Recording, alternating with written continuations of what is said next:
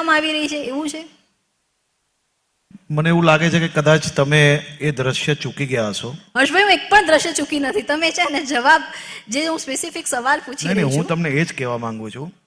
મારા તો મોબાઈલમાં છે જ, અને ગુજરાતની બધી જ ચેનલો પર ખ્યાતિના આરોપીઓનું રિકન્સ્ટ્રક્શન અગર તમે નજરે જોયું હશે તો તમને 100% અંદાજો હશે. હું તો તમને વિનંતી કરું છું કે તમારી ચેનલની બી લાઇબ્રેરીમાંથી નીકાળીને એ તમામ ડૉક્ટરોના હાલ અને એ તમામ ડૉક્ટરોની ચાલ એ બેઉ તમે તપાસી લો. એની અંદર કોઈ બી પ્રકારની અલગ ટ્રીટમેન્ટ હોય તો તમે મને 100% સવાલ પૂછજો, હું એનો જવાબ આપવા બંધાયેલો છું. અત્યારે હવે ઓડિયો વિઝ્યુઅલ છે નહીં મારી પાસે, નહીં, હું તો વિનંતી કરું છું. અહીંયા તમારા ચેનલના બધા જ મુખ્ય લોકો બેઠા છે. મારી તમને વિનંતી છે કે તમારા રિપોર્ટરને હમણાં જ ફોન કરો અને પૂછી લો કે એમની પાસે વિઝ્યુઅલ્સ અવેલેબલ છે કે નહીં. કારણ કે મારી પાસે વિઝ્યુઅલ્સ છે અવેલેબલ, મારી પાસે મોબાઈલમાં બી છે, મારી લાઇબ્રેરીમાં જ છે. તમારી લાઇબ્રેરીમાંથી 100% પ્લે કરજો. અને જ્યારે બી તમે આ ઇન્ટરવ્યૂ પ્લે કરતા હો ત્યારે તમે જરૂરથી ચલાવજો.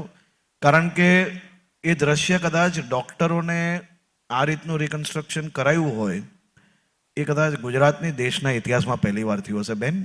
અને મારી આપને વિનંતી છે કે દ્રશ્ય પાક્કા મંગાવવા જોઈએ અને પાક્કા સાથે ચલાવવા જોઈએ, જેનાથી ખબર પડે કે એ લોકો જોડે ખરેખર કોઈ અલગ ટ્રીટમેન્ટ કરી છે કે એ લોકોને જે ટ્રીટમેન્ટ કરવી જોઈએ એનાથી વધારે સારી ટ્રીટમેન્ટ થઈ છે. એનાથી અંદાજો આવી જશે.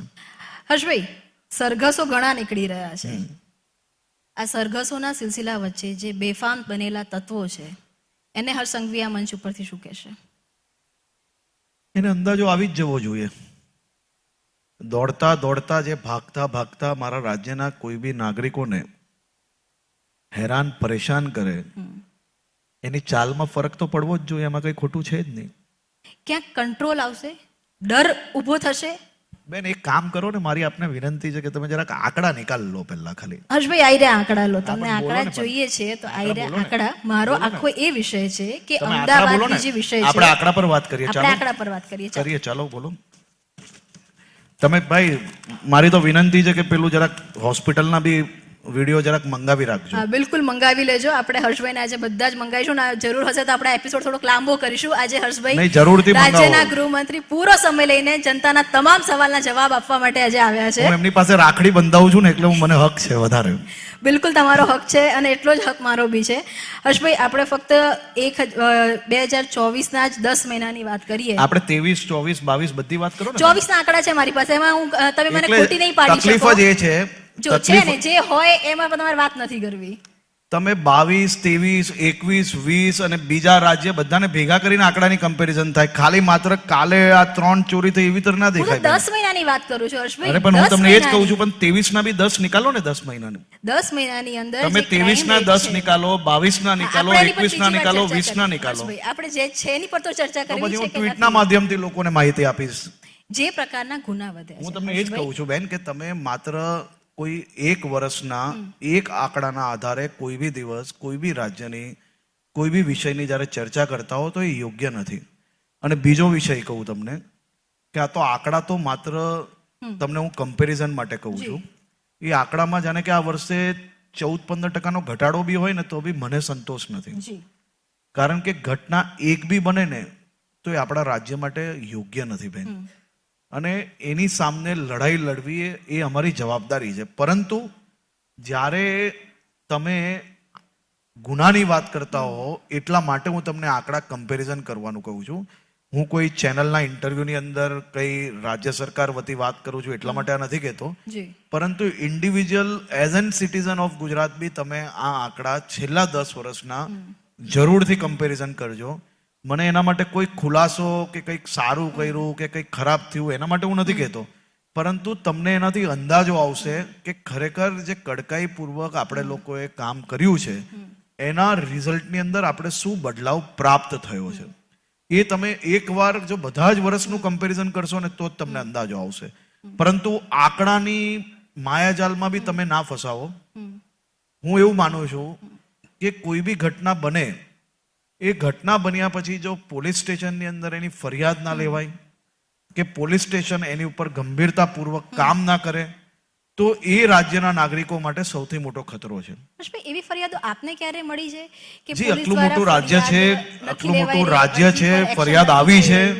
આવી ફરિયાદ આવે બી છે, નથી આવતી એવું નથી કહેતો, પણ એ ફરિયાદ પર અમે લોકો ખૂબ જ ગંભીરતાપૂર્વક પગલાં ભરતા હોઈએ છીએ અને એની ઉપર તાત્કાલિક ન્યાય લોકોને અપાવવા માટે એ પ્રકારે ક્યાંય બી ચૂક થઈ હોય પોલીસ સ્ટેશનમાં તો અમે લોકો ગંભીરતાપૂર્વક મારી પાસે આવતી હોય, મુખ્યમંત્રી શ્રી પાસે આવતી હોય અને મુખ્યમંત્રી કાર્યાલયથી બી આ બાબતની ખૂબ જ બારીકાઈથી ધ્યાન રાખીને એની ઉપર પગલાં બી ભરાય છે અને કેમ પહેલા પગલાં નહીં ભરાયેલા એની બી તપાસ કરવામાં આવતી હોય છે. હર્ષભાઈ, અત્યારે રાજ્યની અંદર આ તમામ કિસ્સાઓની સાથે એક પોન્ઝી સ્કીમ એનો આખો રાફડો ફાટી નીકળ્યો છે અને ખાસ કરીને જો બીઝેડની વાત કરીએ તો બીઝેડના તાર જે છે ક્યાંક ને ક્યાંક ભાજપ સાથે સંકળાયેલા હોવાના મુદ્દા આવી રહ્યા છે, ફોટા આવી રહ્યા છે અને ક્યાંક ને ક્યાંક આ આખું બીઝેડ છે ત્યાં કેટલાક પોલીસનું પણ રોકાણ હોવાની વાત આવી રહી છે. ફરી આપ કહેશો એ હું ત્યાંથી શરૂ કરું કે તમારી પોલીસ જ આ પકડી રહી છે, પણ આ પ્રકારની જે પોન્ઝી સ્કીમ છે એના જે કરતા ધરતા છે એને રોકવા માટે રાજ્યનું ગૃહ મંત્રાલય શું કરશે?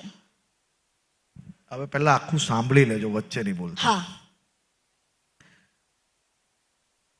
આ રાજ્યના મુખ્યમંત્રી શ્રી ભૂપેન્દ્રભાઈ પટેલ એ કેટલી ટ્રાન્સપરન્સીથી ગુજરાત રાજ્યમાં કામ કરી રહ્યા છે એનો સૌથી ઉત્તમ ઉદાહરણ એ બીઝેડ ગ્રુપ પર એફઆઈઆર કરવું એ એનો સૌથી ઉત્તમ ઉદાહરણ છે. એક ફરિયાદીએ આ કિસ્સામાં ફરિયાદ નથી કરી,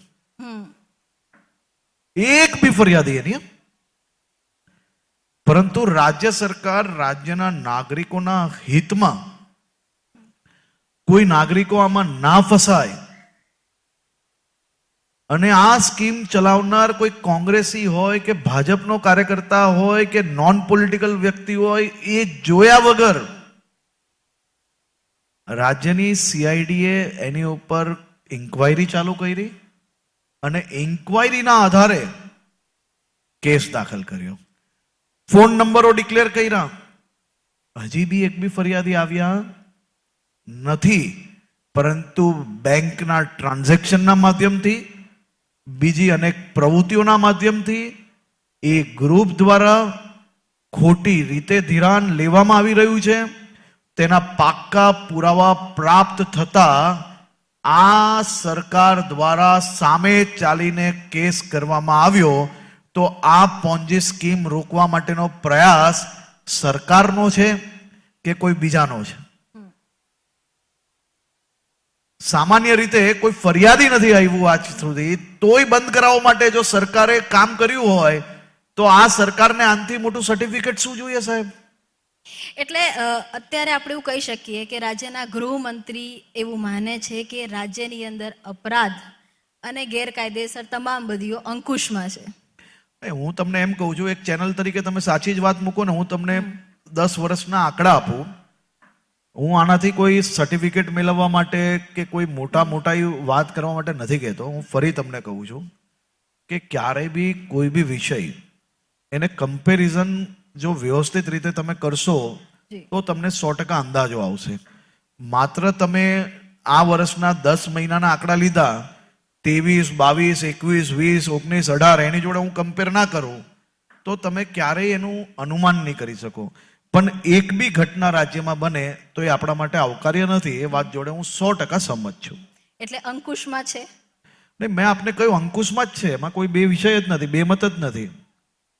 તમે માત્ર તમને એવું લાગતું હોય કે મને આ 10 મહિનાના આંકડાના આધારે મારા મનમાં એમ છે કે આમ થઈ ગયું, મને કઈ લાગતું એના આધારે કઈ ગુજરાતને જવાબ લેવાનો છે. ગૃહમંત્રી હર્ષ સંઘવીનો જવાબ જ છે. કેમ કે મારા પ્રોગ્રામનો ટાઇટલ છે અપરાધ પર અંકુશ ક્યારે, તમે અને છેલ્લો જવાબ મારી છે વાત કે સાંભળો, હર્ષ સંઘવી શું કહેવા માંગે છે.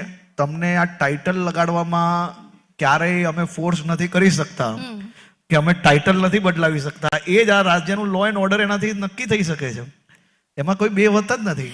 ધન્યવાદ હર્ષભાઈ અમારી સાથે વાતચીત કરવા માટે. તો આ હતા રાજ્યના ગૃહપ્રધાન. એક સેકન્ડ, અચ્છા હજુ બાકી છે, બોલો. ગુજરાત બી સલામત છે, ગુજરાતના લોકોનું ભવિષ્ય બી ઉજ્જવલ છે. મારા રાજ્યની બધી જ બહેનો વધુમાં વધુ સલામત રહે તે માટે ગુજરાત પોલીસ 100% કટિબદ્ધ છે.